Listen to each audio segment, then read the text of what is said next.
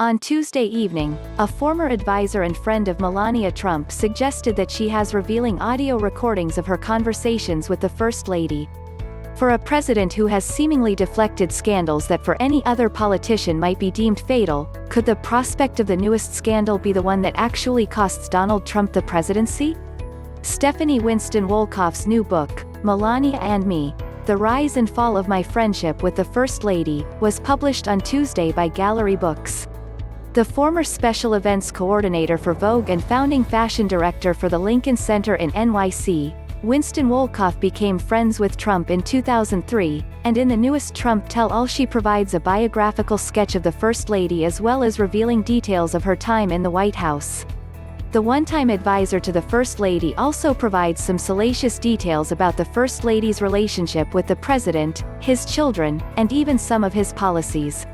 But it is the prospect that Winston Wolkoff recorded conversations with the First Lady that has the political world abuzz. During an interview with ABC News on August 25, when asked about the contents of her book, Winston Wolkoff only submitted that she can back up everything that's in the book, 100%. At the time, the author demurred when asked if she had recorded any conversations with the First Lady. But on Tuesday, Winston Wolkoff told MSNBC that tapes do, in fact, exist.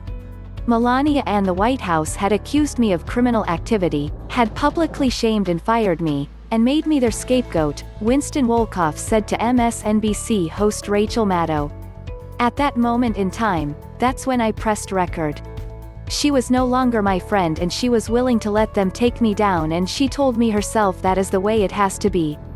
The accusations Winston Wolkoff alludes to relate to reports of financial improprieties related to President Trump's 2017 inauguration.